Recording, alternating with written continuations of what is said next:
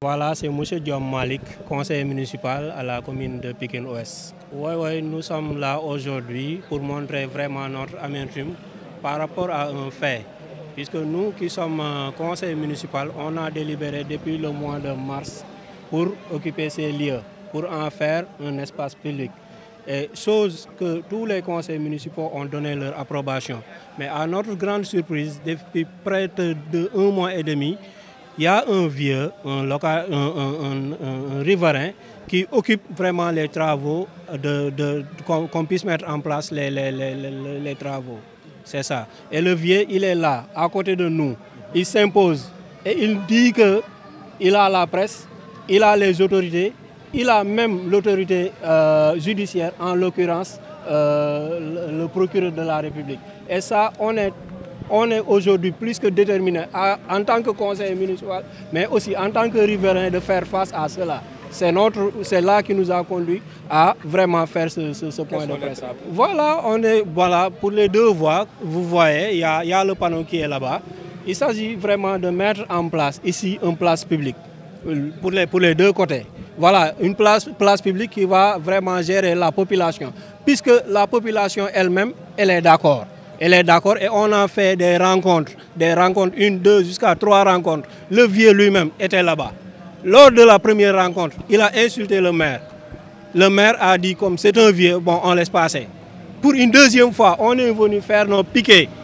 pour faire la délimitation. Il est venu arracher tout ça. Et aujourd'hui, le préfet avait donné rendez-vous ici, le sous-préfet Ndaye Mbossane. Elle avait donné rendez-vous pour qu'on puisse venir ici et faire la délimitation une bonne fois pour toutes, pour qu'on puisse commencer les travaux. Mais à notre grande surprise, celle qui a convoqué la réunion n'était pas là, le préfet. Elle a été absente, on ne sait pas ses raisons. Mais malheureusement, heureusement pour nous, la CADAS était là, l'urbanisme aussi était là. On a fait la délimitation. Maintenant, après avoir délimité, qu'on a commencé à mettre les piquets. Et le vieux, il est venu ici, jusque-là, là où nous sommes, pour interposer. Il a dit que ces travaux-là ne puissent jamais avoir lieu. Et peut-être il a raison, parce qu'il a tenté avec 2 maires, en l'occurrence les maires d'alors. Ils ont essayé de mettre en place cet édifice-là, et il avait dit non. Mais cette fois-ci, on va se battre, becs et ongles, pour que ce bijou ait lieu, puisque c'est une demande sociale. Non. Vous savez, c'est un analphabète 0-0. Même ses fils n'ont pas d'avis avec lui. Je le dis devant tout le monde. Le quartier n'est pas d'avis avec lui.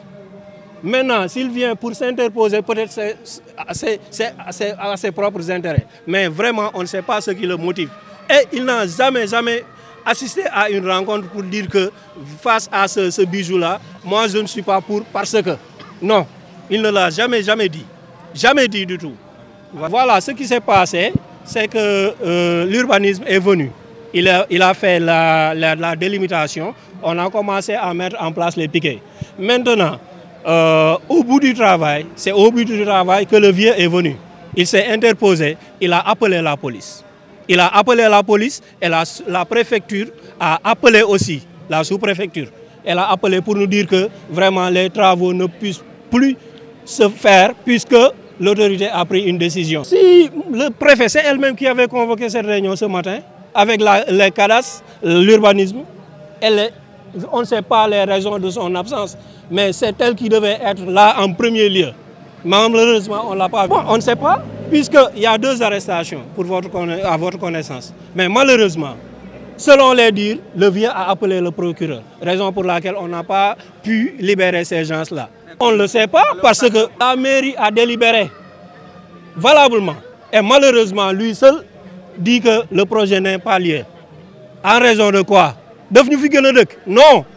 nous sommes des citoyens. Au-delà d'être conseillers municipaux, nous sommes des citoyens et le bijou doit être ici. Et les populations vont s'y bénéficier. Voilà. Je suis Yahya Aw, donc conseiller municipal, mais également les responsables de jeunes de la JPS de Pikine-Ouest. Voilà, li sabab suñu ndaje bi tay dafa am benn situation bu particulière boo xamante da fi xew donc damay revenir donc di relater fait yi nga xamante ñoom ñoo ci jot a xew. mairie Pikine Ouest xam nga ni 2022 la fi ñëw donc am maire boo xamante ni bu bees la bu tudd Cheikh Diop. donc nekk ci liggéey bu am solo mais bi mu fi taxawee boobu ba tey amul benn accompagnement boo xamante ni am na ko ci sous préfecture bi. sous préfet bépp projet boo xamante ni teg nañ ko bëgg koo réaliser donc daf ciy def ay jéego yoo xamante ni dafay bloquer suñu projet bu ko bloqué wul aussi daf koy attardé. donc situation boobu moom moo fi nekk depuis 2023 ci li nga xamante ni dañ koy am comme ay programme ci ay recouvrement ñuy demander ay éléments yi nga xamante ni sous préfet dinañu ko mën a jox pour accompagner ci liggéey boobu du ñu gis ay benn élément donc dañuy def ay acte je veux dire ay enlèvement d'épave depuis année 2025 bi ñu ngi ci ay opération d'enlèvement d'épave mais préfet dañ koy saisir 10 jours avant l'événement mais duñ gis benn réaction bu doon day tontu sax mu gën mais réponse am sax duñ ko jot. c'est la 4e fois boo xamante ni voire 5 fois yoo xamante ni bind nañ ko pour mu accompagner ñu mais amul benn accompagnement boo xamante ni def na ko. te ñun yi ngeen doon def te ñun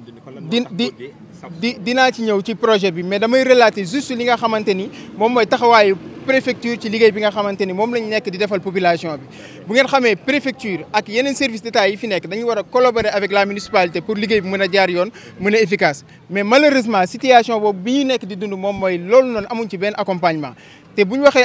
préfecture nag am na ñoo xamante ni ñoom ñoo fa nekk peut-être am na taxawaay bi nga xamante ni buñ ko amoon du demee nii mais bu dee parewuñu pour accompagner donc la municipalité ku wax municipalité wax ñi nga xamante ni dañu nekk di servir la population ku parewul pour accompagner leen mooy yow nekkoo fi pour la population. man personnellement avec toute la jeunesse que je dirige dañu demander la départ donc du sous-préfet dañu bëgg mu dem dafa war a dem ndax am na loo xamante ni dootuñ ko nangu mënuñoo xeex pendant des années ñëw taxaw fii pour mën a doxal la cité mu jaar yoon donc ñu am ay blocage yoo xamante ni ci ay autorités administratives ñoom ñoo ñu koy teg loolu mënutuñ ko accepter. beneen bi li nga xamante ni moom moo concerné projet bi dañ ko délibéré en mars 2025 ci donc conseil municipal bi nga xamante ni am nañ ko. non avant sax mars ci janvier je pense 2025 lañ ko délibéré pour war ko réaliser donc li nga xamante ni waroon nañ ko def muy rencontre avec les riverains la population donc yi concerné 2 quartiers yi muy Darou Salam 3 ak Diamaguène 2 def nañ ko avec la présence des 2 délégués donc ak conseil de quartier yi nga xamante ni nekk présenté leen projet bi ba ñu adopté ko d'accord donc bi ñu jugee ci loolu ñu déposé li nga xamante ni moom mooy suñu délibération fële ca sous-préfecture bi nga xamante ni daf ñu war a répondre au maximum 15 jours daf ñu war a répondre ci délibération bi ñu koy jox mais duñ jot réponse 1 mois après la ñuy jot ay réponse am te datewul donc ne concerné wul seulement délibération boobu noonu mais délibération yu bëri yi nga xamante ni dañ koy def dafay dépasser délai te loolu noonu c'est inacceptable. également ci projet bi biñ ñëwee war ko réaliser rencontré woon nañ population mais biñ demaatee sous-préfecture dañ ne il faut ñu amaat beneen rencontre ñu ne leen amul problème ñu on est flexible pour ça. ñu woote waat population bi ñëwaat biir mairie ñu rencontré leen présenté leen population bi ñoom ñëpp ñu d'accord ci amu des benn vieux boo xamante ni pour ses propres intérêts c'est parce que am na fii nee na kër donc ñaari kër am fi ay place ay magasin moom moo tax bëggul projet bi am fi te loolu noonu pour intérêt benn nit warul mun a entraver li nga xamante ni moom mooy intérêt collectif bi nga xamante ni moom mooy les 2 quartiers loolu moom moo waral loolu. beneen bi li nga xamante ni nag moom moo xew entre ce matin donc jusque là moom mooy dañu ñëw. Semaine dernière sous-préfet dafa adressé woon benn courrier bi nga xamante ni le maire de la commune la ko adressé woon le commissaire donc de Pikine ak responsable donc urbanisme pour ñu ñëw fi ñu war a tase fii nii pour ak cadastre donc pour mën a def délimitation bi ñu ñëwee pour délimitation bi responsable urbanisme bi ñëw na fi ba ñu discuter ñu xamal ko ni kat delloowaat ko ci taxi yi xamal ne ko ni kat kër bu nekk am nga 1 mètre. donc si li topp sa biir kër am nga droit occuper ko te li nga xamante ni moom mooy arbre haute tige yi mën nañ ko planter 1 mètre après donc les maisons voilà ku wax loolu nag wax ni domaine la boo xamante ni domaine public la léegi ñun on est flexible bi responsable cadastre bi ñëwee ne il faut ñu bàyyi 7 mètres pour may au moins donc waa kër yi ñu mën a am espace tuuti mën a souffler donc ñu ne leen y a pas de souci dinañ leen bàyyil 7 mètres yooyu mais dinañ continuer travailler aménager fii ba mu doon cadre boo xamante ni dina changer xar kanamu quartier bi donc ñu bàyyi projet bi ñoom bi ñu demee ñun ñu commencé teg avec l'entreprise bi nga xamante ni moo war a réaliser projet bi commencé donc teg ay piquets pour mën a clôturer donc site bi mën a commencer ses travaux sur ce le pas bi indi donc benn taxawaay commencé di yuuxu di saaga di wax des choses yoo xamante ni donc ku ko dégg da ngay rus. voilà ku ko dégg da ngay rus woo ñeneen ñoo xamante ni dëkkuñ sax ci quartier bi donc pour ñu ñëw donc jaxase li nga xamante ni moom lañ nekk di def. à notre grande surprise ñu gis présence police mu dellu siwaat ñëwoon na fi ce matin mais dañ demoon dellu siwaat bi ñu dellu see ñu jàpp ni dañ ñëw pour waxtaan ak paa bi mu bàyyi li muy def mais dañu ñëw ñu nañ arrêté travaux yi. pourquoi ñu war a arrêté travaux yi ñu ne préfecture lañu jot benn donc note bi wane ni ñun dañu war a arrêté après je sais pas ñu dem discuter comprendre ñu ne ko nag ñun du ñu arrêté tant que jotuñu benn notification bi wane ni dañu war a arrêté bi ñu continuer ci la commissaire bi ñëw ne ñun aussi nañ war a arrêté travaux yi. donc du coup ñu dem ñu arrêté dem discuter ak commissaire discuter aussi avec sous-préfet mais li ñu xamal mooy li nga xamante ni mooy projet bi dañ ko war a arrêté moom ba heure bu ko neex ñu war a reprendre projet bi. sur quelle base préfet moom ci boppam sur quelle base la ñu war a reprendre projet bi. loolu moom moo mënul donc ñu loolu moom moo nekk la situation actuelle te ku xam ne Pastef musul ñàkk fayda man je parle au nom de Pastef. je parle au nom de Pastef parce que musul ñàkk fayda bu ñu ko yebee léegi la duñ bàyyi ba ñëwoon ci au pouvoir ñu bugg ñoo yeb loolu duñ ko accepté et te bépp moyen boo xamante ni am nañ ko dinañ ko utiliser pour jëlee fi li nga xamante moom mooy sous-préfet bi nii bu dee pareful pour liggéey ak donc ñi nga xamante ni ñoo fi nekk collaborer ak ñoom de façon très transparente teg ko ci des règles de l'art donc ñun dinañ ko yóbbu fi nga xamante ni fa lañ ko war a yóbbu li nga ñi ci war a jël seen i responsabilités ñu jël ko juste rek pour préciser parce que je veux dire mairie Pikine Ouest ñoom ñooy je peux dire la seule mairie boo xamante ni lépp lu ñuy def dañ koy teg ci yoon ndax bëgguñu ku ñu yeb bi ñu nekk ci opposition bi ba bi ñu yegg si fii bëgguñu kenn ku ñu yeb lépp lu ñuy def dañ koy teg ci yoon jaarale ko fi ñu ko war a jaar ba ñu yegg si fii donc duñ ko def nag ba yegg si fii ñu war a réaliser suñu projet benn nit taxaw pour ses propres intérêts ne duñ réaliser projet bi li ci topp nag ñun après dinañ xam ay actions yoo xamante dinañ ko def te fu mu yegg aussi donc fi mu war a dem aussi dinañ fa dem donc pour gérer la chose. arrestation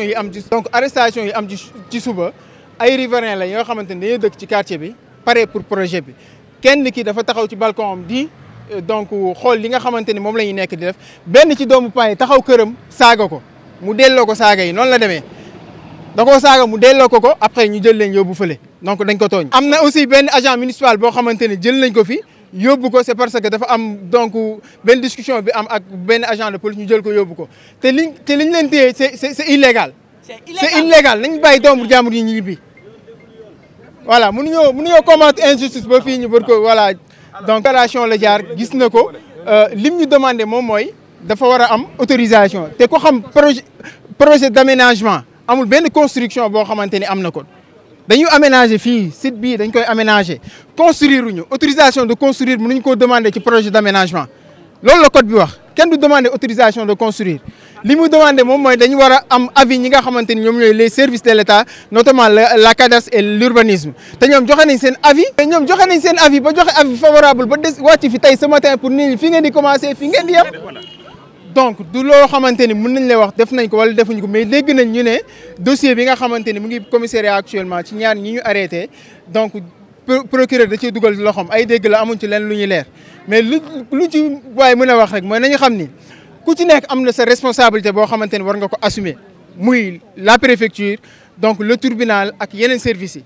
képp koo xamante ni assumé nga ko kenn donc du la jam baaraam bu ñu la jamee baaraam rek c'est parce que am na loo xamante ni daf nga ko te waroo ko def. waaw bismillahi rahmaani rahim wa inni a'uuzu bika wa zurriyataha mina shaytaani rajim rabbi a'uuzu bika min hamazaati shayatin. waaw ñu ngi sant yàlla waaw di ko sant bu wér ndax quartier bi moom fii lañ juddoo ñun place bi ñu taxaw fii lañ daan foowee fii jardin la musa doon place publique la musa doon marchand ambulant yi fii lañ daan reposer. te Darou Salam benn espace bi la am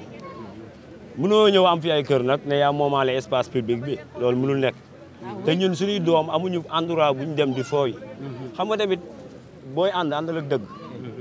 dëgg moom lu la ci fekk jëlal bu la ci sa bakkan fekkee sax jëlal ñun xeexuñu kenn lu waaye am yéene nañ ko mais dafa am loo xamante ni tamit développement personnel la ñuy wax foog ñu dugg ci sujet boobu développement personnel parce que tey jii boo xoolee lu tax développement personnel Sonko ak Diomaye ba ñu ñëwee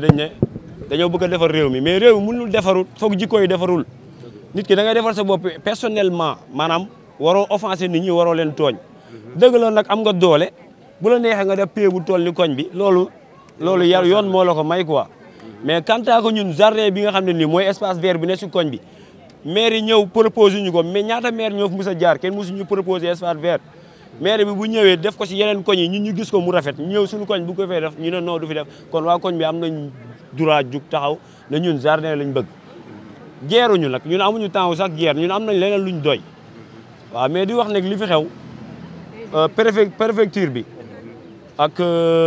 préfecture bi ak police li ma fi gis nii loolu lu yoon doxul yoon te loolu noonu dañuy wax waa Pastef ñu appuyé aussi Sonko lii la doon wax récemment parce que tamit dëkk bi mënul dem ci ay neen kase ay maa fépp doole la loi du plus fort loolu dafay war a jeex